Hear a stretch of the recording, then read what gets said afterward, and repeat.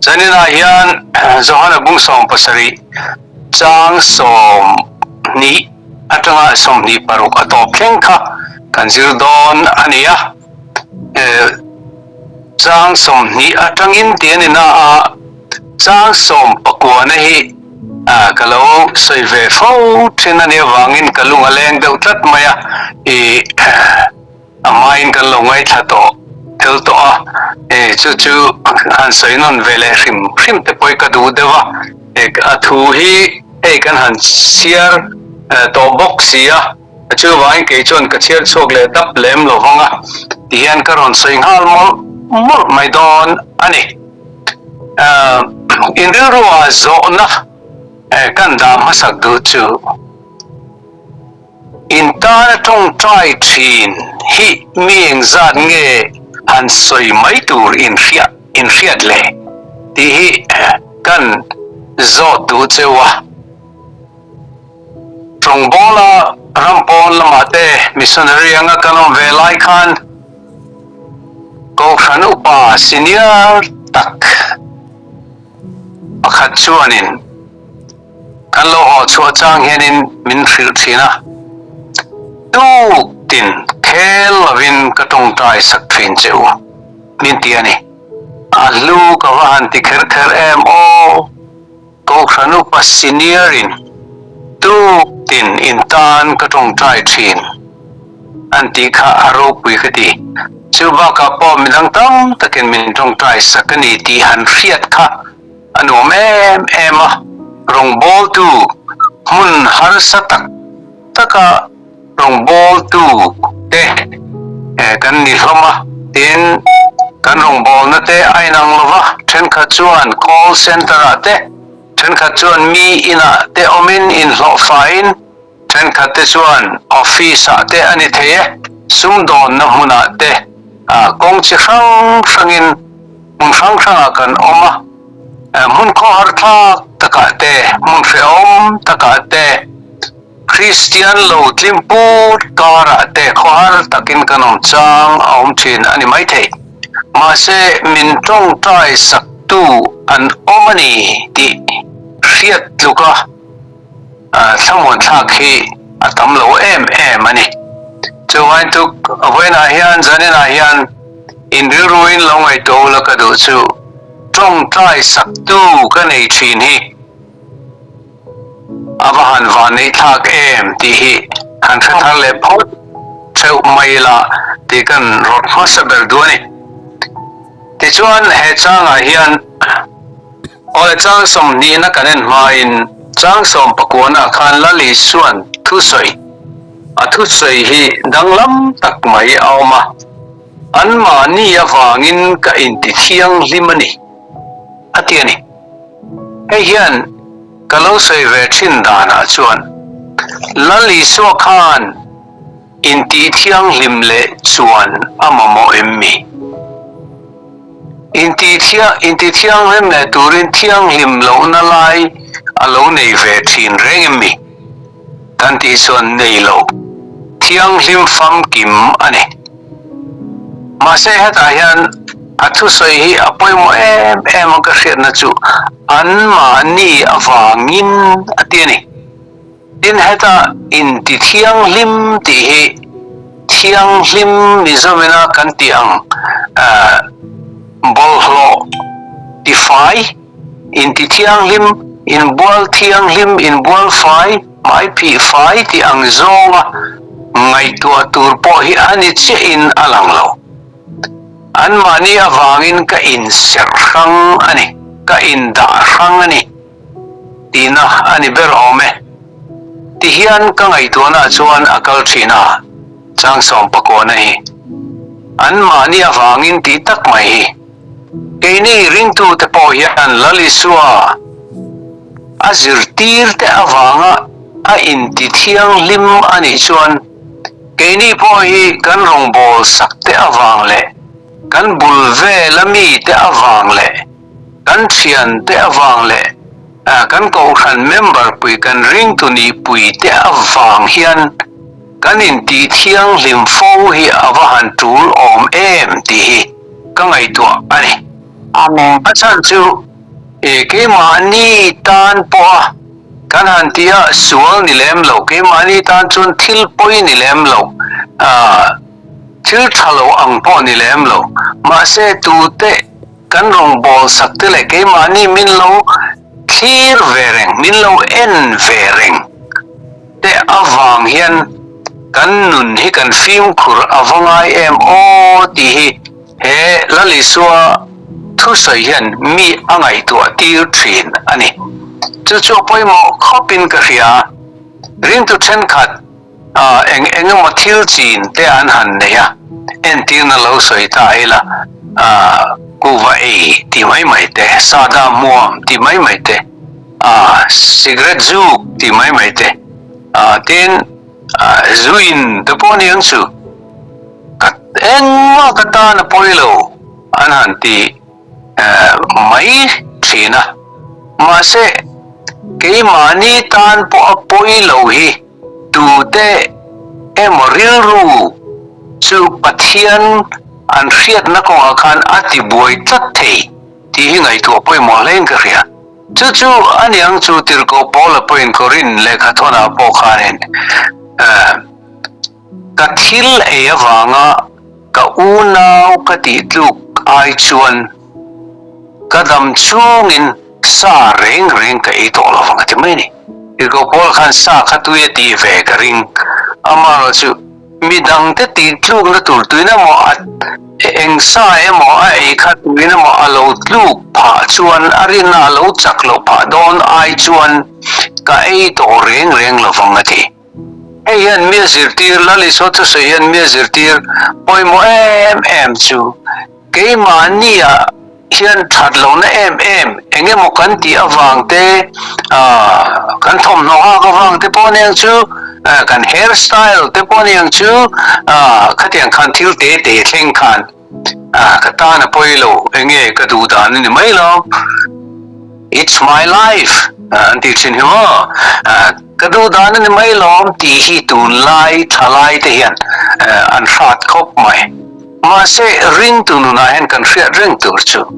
ke ma ni oilo rimot thi kan nun da tur ni lo midang te awangin kanin ser thiang lim tur ni midang te mit huin midang te ril ruwa midang te ngain eng tin nge ti kan ngai tu tel nge apoi mo ni kata na moi lo fan le ne ka du chu nge moi ka tiang chu ka in bel thiang lo moi ka tiang chu ka kho sa thiang lo tha ka tiang chu ka kho sa thiang lo it's my right it's my life this is ma se chu tiang chu ring tu te kho sak zia hi ani tur ni lo hrim Lal Isua an ma ni awa Lal Isua meu point tila an ma ni awangin ka in ti thiang lim thin ni ati hi zanina hian ngai tu adan chik zokin ilo ngai tu te angu kan nun thema hi kan man avapoi mo em ti hi kan sei du ani ka chan vo china ni chi alo ma se amain kan lo ngai thado tawnga chu ti chuan kan sei zau ve du ani ole chang som ni na kalila heng ho tan sau hian ngen sak kanilo an thu awanga ke milaring tur te tan po ngen sak kani boke ei engtin nge kan ngai tu thin o zaina hian ngai tu ila khadu chu min Tawngtai sak tu tam tak min khechiang tu te anama kan chung te pon ni theya kan nu le pa te kan hunau te kan nupui fanau te kan pasal fanau te kan fa te kan ko khan member kan ni na ko khan mi te an ni the ma se zaina hian han ngai tu ila ka du chu khang ho zong an min Tawngtai sak na ka alue mani ti tlai hian ti kan ti rual hian kum sang ni kalta khan Lal Isua khan voina tir ko tena Chanchin Tha an fil chon zel missionary tena non fil chon zel lo avanga ama lo ring ve tu kan lo ni tak na hian katan hian Lal Isua ka lo Tawngtai ani ti hi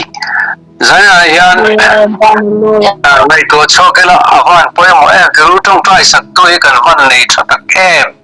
Pathian papa chandam tu Khawvel sual chandam tu leile van lal ber Khawvel engkim siam tu katan alo Tawngtai ka hiat ma poin ka mel fiat ma pokhan a omani ti ka lo fiat ma pokhan katan hian alo Tawngtai tai to avan really na van ro em heta chiang lo Pathian tu hian an thu awanga ke mil ring tur te tan po ngen sak ka ni zo ka ti lo an thu awanga ama lo ring ve tu kan ni chuan Lal Isua hi katana Tawngtai ve ani ti hi zana hian lo chin sia na sa pe angu ti hi kan soidu ani a ro pui te ro Lal Isua kan tana Tawngtai ti hriathi etin nge Tawngtai an za pum khat ani na turin kapa nang keima a I omle ke nang ma ka om ang pokhian anni po hi ke ma nia anom na turin nangin ke mitir ti Khawvelin an oi thei na turin min lo Tawngtai sak dan hi kong hrang om pakhat na chan an za pum khat anni na turin hi pum khat thu hi hemi kan zir chunga po hian chang sawm ni atanga sawm ni paruk chang sari chung leka po hian hei chang sawm ni pakhat na pum khat an ni na turin atia chang sawm ni panhina khan voi ni asoilea anni chu pum khat an ni na turin atia keini pum khat kan yang bok hian atia chang sawm ni pathumna khan ke an mania nang ke ma anni pum khata anomna an oma an fam kim theina turin ti voili he chang sari chungan pum khat ti tong kami voili aum manani Lal Isua in pum khat na ngai poimo sia kan fiang zana kan in pum khatem ring tu thei kan in pum khatem Lal Isua Tawngtai nei ke mania hena lo tlingem ko khan ho hena lo tlingem ring tu te inpawlhona hian a lo tlingem nge ring tu hi kanin mu sakhi chang omem ko khan pol dangami kan nia wang hen pol dangami te engtinemo en dan na kan neyam en khan na kan neyam cha phaichon mu sit na te kan neyam in ngai to fan poimo em tiro in pum khat turin mana kum sang ni kalta khan ke ni ho voina ring tu te hi kanin pum khat na turin Lal Isua khalo Tawngtai tai tho Lal Isua Tawngtai na voina hen ti lo tling tu kan niam poimo em mai tiro tu line in pum khat na alar khop mai Mizo ra pe chuan ko khan enge mozat pariat line ni mokha Council of Churches in Mizoram Lodin Tarup Maini Ropui Kop Mai Tin Mizoram Kouran Shuai Tute Pohi Anin Tikhoma Chulo Po Politics Sakal Chatin Turin Mizo People Forum Tite Po Kouran Po Rang Enga Mazat in Tihona kan mo Chetiangin Munsuk Tam Taka kan mo ni level hrang akan muani India marchak apo NEICC tekan neia India rampung puya NCCI tekan nei ta selani ring tu tehi in pum khat tur kan ni ti hi kalal pai suan Tawngtai na alo cham dai to chuwain voina yan Lal Isua Tawngtai na ti lo tling tu nge kan ni Lal Isua Tawngtai na a lo thling lo zonga ril ru putu le chet lak ching kan niam in pum khatna hian beram in ruk sak aum ngai lo Lal Isua ring tu to phat chu unau kan ni tia in ngai tua apoi moni missionary kan ni velai khan khoi amo kan kal vena sa changin ring tu reng lo nam reng lo nam mona de kan kala chung mona de chonin a khor tha gue emani ral khata khoi lai amo biakin terote alo oma cross alo veu ten ril ruan wang thin thin lung atilim thin an kalpa te hian kalkonga tin chitianga ring lo mi tlim pu chinga dongbol na han nei te hianin ring tu Christian tu polo ni se eng pola mi polo ni se anom chun kanin una wal em mai ni hey zorama kan hranga ko ran pol hrang te kan oma chang hi chun kanin se deu thin kanin in hrang deu thin ani ti te hi zep thu cheng lo ani khoi lai ma phaisan Paul thil avanga doctrine le enge modang lama avanga in nial tak chiam te po phong hetiang hi ti tur po ne lo Lal Isua Krista chandam na chang tu te kan ni chu kan tho chu pui mai tur ani ring tu dang te kha kan unau te an ni tia ngai tu mai tur kan ni ti hi poimo khop mai fia te poimo khop mai tin in pum khat na thu an soi do ta hian at min Tawngtai sak na chan le pakhat chu nang keima i om le ke nang ma ka om ang bok hian an ni po keima niya an om na turin pa Pathiana papa Isua ring tu zong te kan om tlan na turin kan chen ho the na turin mi khin chen ho reng chu anin chen om khovenga anin unawa anin ngaina anin hreton thin pa Pathian le fapa Lal Isua Krista a hian fapa po pa oma pa po fapa oma chutianga pa le fapa ke ni ring tu de kan khosak ho chuan kan chen na monai nan chon kanin nail thina ni tu ro khokhat mi de chu mundanga kan kal chon kanin hrechat cha kan kal lat deu point khokhat mi mai ni lon state khat mi chu kanin hrechat cha foreign han kal phaisan India mi kan ho chu South India pon ro North India pon ro se Mumbai mi pon ro se Calcutta mi pon ro se Mizoram mi khatiang kha kanin India mi kan ni ti kanin fashion foreign han culture kanin unau sop mai ne khatiang mi an lo om ve chut kanin nel mal sar mai ne achan chung wange kan khosak na ram ain an wangani kan khosak na khotla ngai nan wangani kan khosak na ve ngai nan wangani chuan kan chen na mona in thu mun chuan kanin unau thin lalpa Isua ama zarah pa Pathiana kan khosak tlan chuan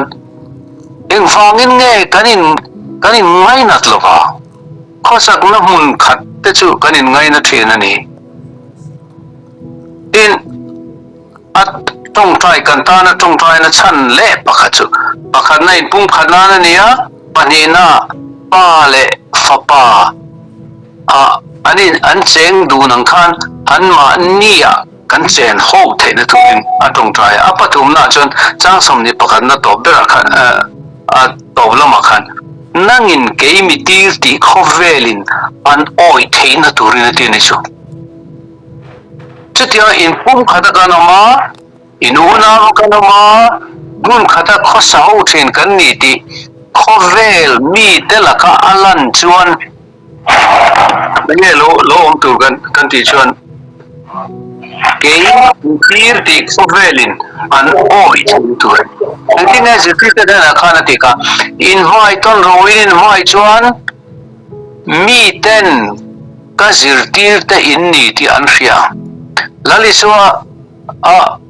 in thu muna in pum khata in mai to na in ngai na to na kanom yan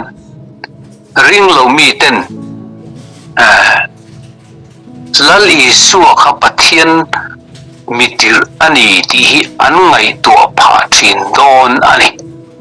hei Mizo history a entir na kan lak so do chu Christian tlem te Mizo zinga an la om lai khan Thupui aron thlenga an tam em maya ta chuan khothen khala chuan mi te po tama wangin an thi ani amar chu Christian masa te ro kha chu an nei chun an bu la nei chun ang te kha anin trauma te in an portok te in an nun theina tur tok te khan an ring tlanga an bu nei kha an da khom ni ome an chung khom ni ome khati khan an oma an om hova te chuan Thupui mi thia khan Christian ring tu masa te Mizo Christian masa te ka tu ma thi anom vela onti Christian te chu khatinga in Thupui thin mani thil nei chun te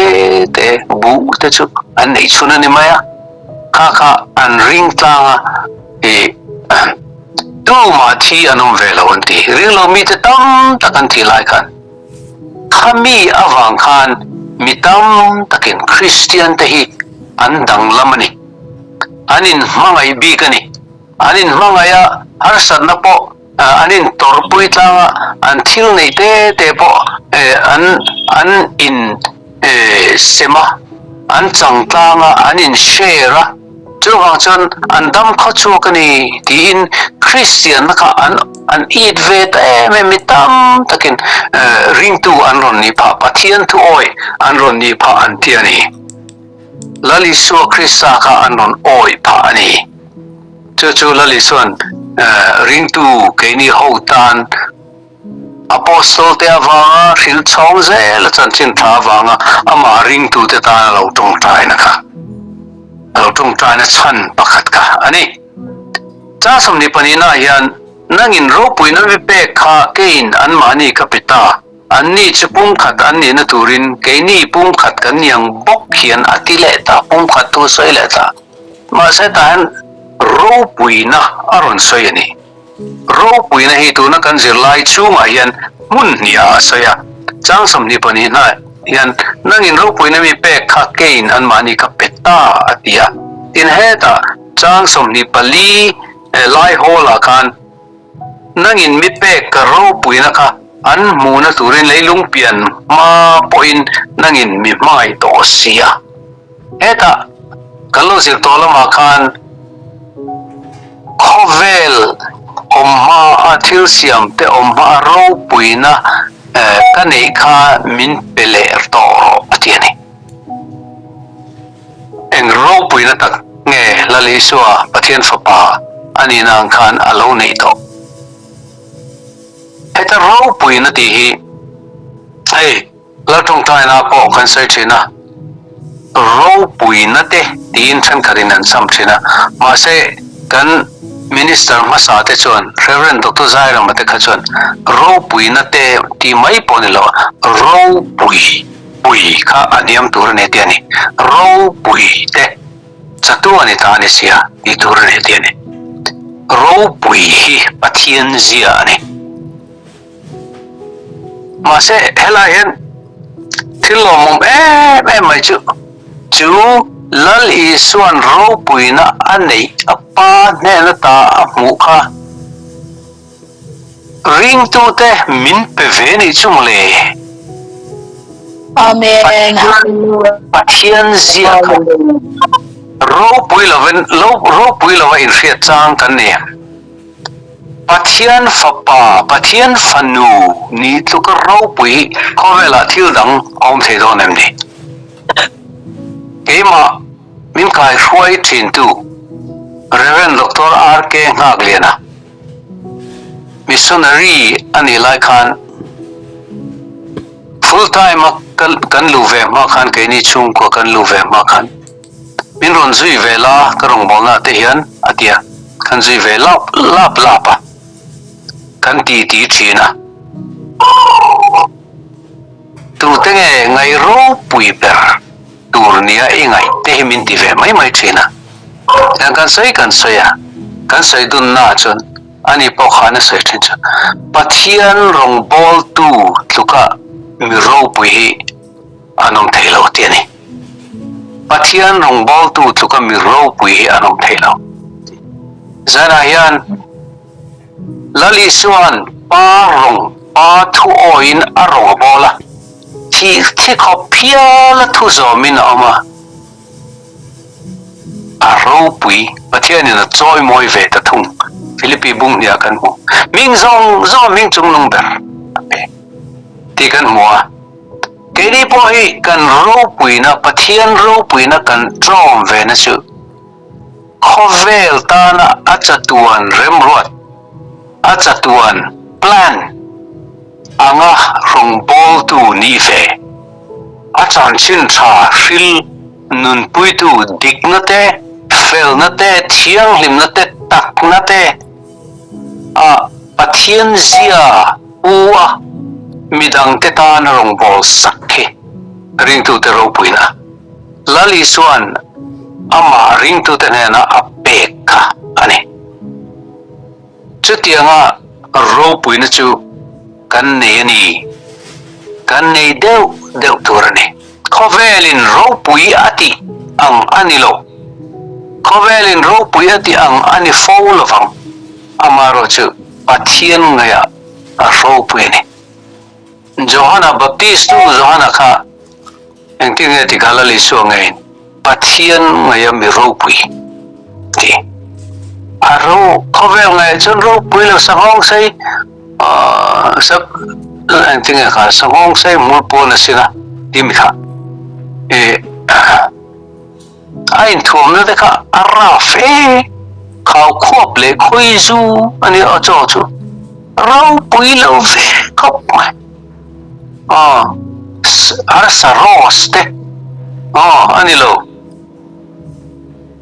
ase Pathian ngai mi ro pui Pathian ngai million ani chu ain wera po hian kan ngai to fo thin tur su lal parong Pathianin karong bol ve na tura min pe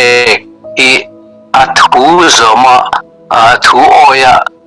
luoi taka kaloti ve hian mi ro pui kani Pathian ro pui na king tu kani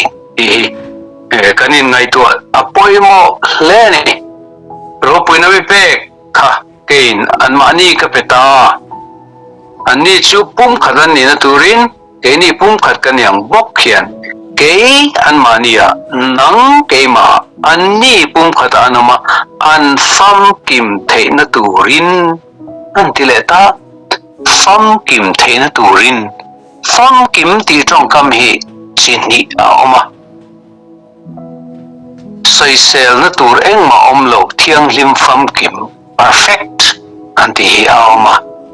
ma se Bible ring tu te ni dan tu fam kim mati perfect ti lam ain ni tu ni kim ni tu rang taka ni chuo ti nahi akok ber ani til ni tu rang ni chuo ti tu rang ti zo so poi mo ni eta hen Lal Isua pum khat an oma an fam kim na turin an ti hian a ko bi thei ni oma lang chu tu ma hi ma ni in Pathian du zong kan ti tuan tling thei lo ring tu te kanin ti kho ma kan in pol kho ma kan tlan hova kan tho ho hian Pathian ram hi alo fam kim thin ani ke mania he poi mo mani ring tum mal tat ni hi tum lo tur midang kamamo ti riat fo tur midang kamamo midang fellowship midang nena inpawlhona kamamo tin midang point min mamo fe chu ko ran alut na te hiania ko ran hian alut na em kan ti shoni ko ran hen kan inpawlhova kan in khoma Pathian kan fak hova pitam takin in khom eng ma an ni big lo asot na po hello chu Mizo na chu Chanchin Tha pakhata chu mi article chu mi pakhatin ron ziaka ma se pastor shen khaden ron chang te ka chang don pastor pakhatin ron chan ve na chu khatia kanin kho mi eng ti na ma ni love eng ma an ni love ke eng ma po kani kha love te chen khatin an ti de home ma se pastor pakhatin ron chan na chan kan nu na ne kum som tuma ti ta nge ne ka chu ka he chi atolo kanin nei to tu tin breakfast misiam saka a breakfast ka apiang khan eng tin nge ki ma kha ka dang lam em po ka helo ma se ka ngai tuen kan nuin khatia tu tin breakfast min lo siam sak ka wang khan voina hian kadama voina hian tanunga voina hian rong ka bol the ni ti ka hresin ni tiani chu wangin in khom te Pathian Paul tura midang te na thil ti ho te Tawngtai mani ti te kan ngai to the ome chu kan in ti fam kim ton na chu ni ti chu na sai zela an fam kim the na turin nangin ke mi tir ti le mi mai angin anni hi I mai ti Khawvelin an riat the na turin Pathian in min mai ti hi Khawvelin ria se ti kha iso na du ni chu Pathian in min mai ti hi ring lo mi te hian ria se ti adu ni chu amen kan tong ngai mo mani testimony te po hanin an seita venualila min ria dan hi mi ro puyangin min relem lo ti ka chiang khop mai amar chu Pathian in min maya min ngai sakani tir chu enge mo za thi chon an riang ka ria amen sabra magan nu pain Pathian thu zirbel zeu turin kan kalve asang khan chap ko som ko paria ta khan BD ka zirzoin London Bullock akon All Nations Christian College kal turin kan thing thavea Heathrow Airport ra kan chuak chiaka kapumana riai Milo work to Interserve Director UK Director Richard Clark kara nuam takin kan chuak tlai ni eng moi lutuk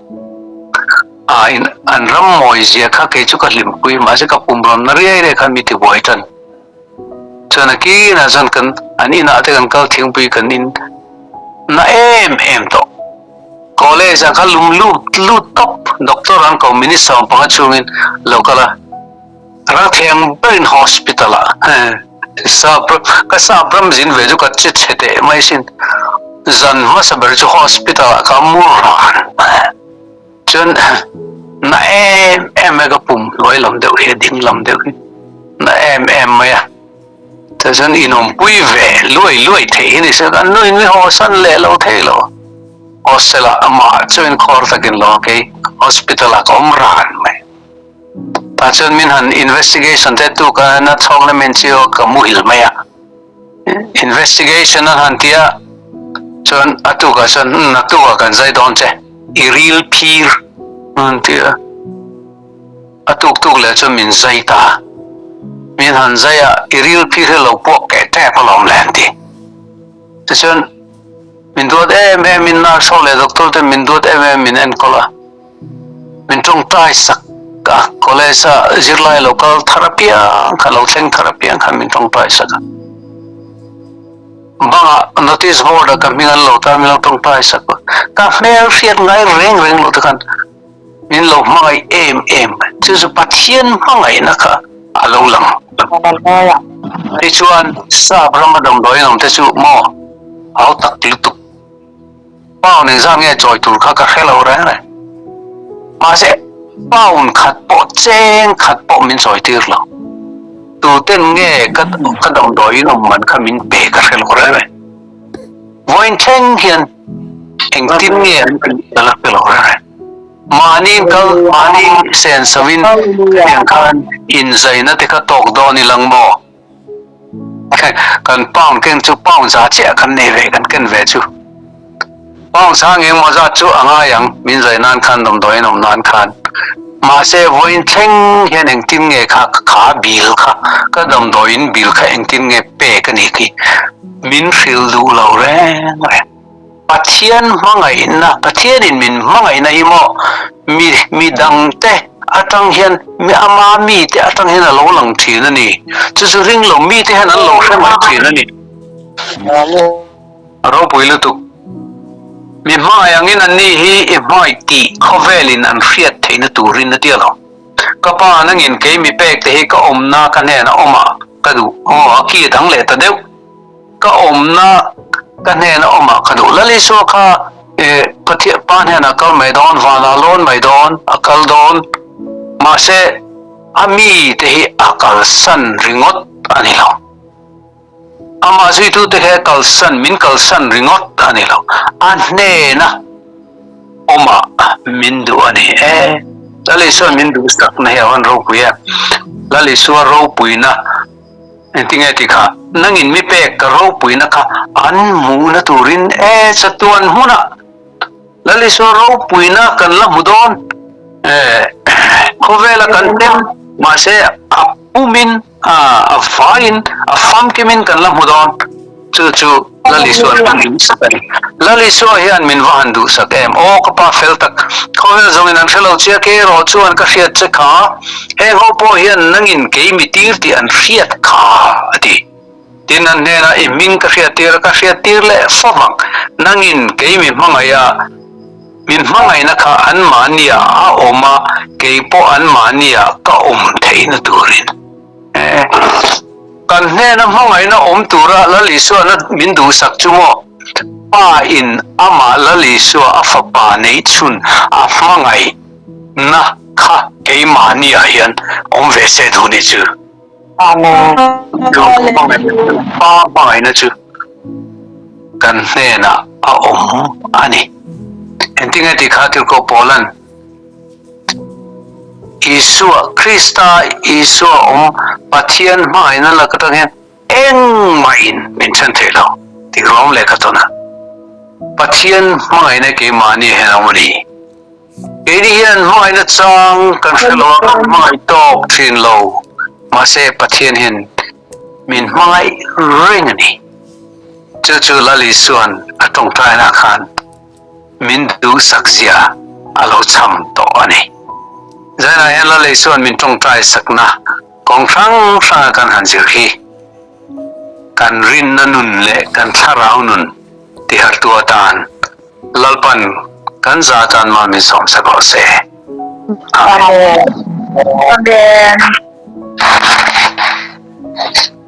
amen hallelujah avan go puin avan kam lo